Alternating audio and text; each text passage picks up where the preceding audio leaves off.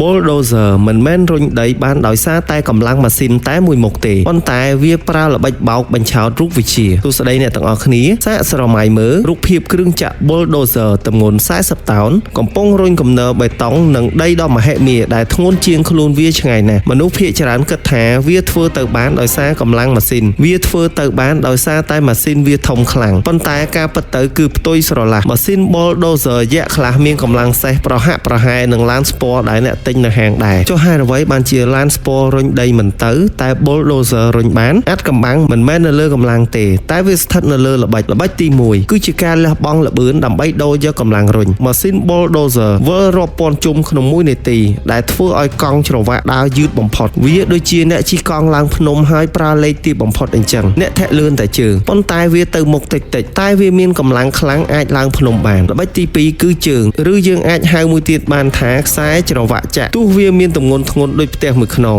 តែ bulldozer សង្កត់ដីតិចជាងមនុស្សស្រីពាក់ស្បែកជើងកែងចោតទៅទៀតនេះដោយសារតែវាពង្រីកផ្ទៃប៉ះដីឲ្យធំដើម្បីកុំឲ្យលិចភក់និងមានធ្មេញសម្រាប់ខាំជាប់នឹងដីដូចជាស្បែកជើងបាល់ទាត់ក្រឡេកមកមើលផ្លែរុញខាងមុខវិញវាមិនមែនជាបន្ទះដែកត្រង់ទេតែវាមានរាងកោ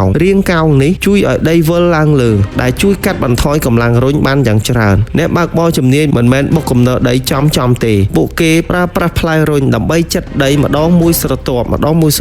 ដូចមេចុងភៅប្រើកំបិតអញ្ចឹងតាំងពីសម័យសង្គ្រាមលោកលើកទី2រហូតដល់ការសាងសង់ផ្លូវ highway bulldozer ជាអ្នកកែច្នៃផែនដីទោះវាស៊ីសាំង110ទៅ150លីត្រក្នុង1ម៉ោងនិងជួសជុលអស់ថ្លៃដូចឡានទំនើបតែបើគ្មានវាទេពិភពលោកយើងក៏គ្មានទីលានបាល់ទាត់ផ្លូវថ្នល់ឬគ្រឹះផ្ទះដែលរាបស្មើដែរវាគឺជាអ្នកលេងអុកលើសមរភូមិដីខ្សាច់ដែលឈ្នះដោយសារភាពយឺតនិងឆ្លាតវៃសូមកុំភ្លេចចុច Subscribe និងដាក់រូបកណ្ដឹងម្នាក់មួយផងដើម្បីទទួលបានវីដេអូថ្មីបន្តទៀតជួបគ្នានៅវីដេអូក្រោយបន្តទៀតសូមអរគុណ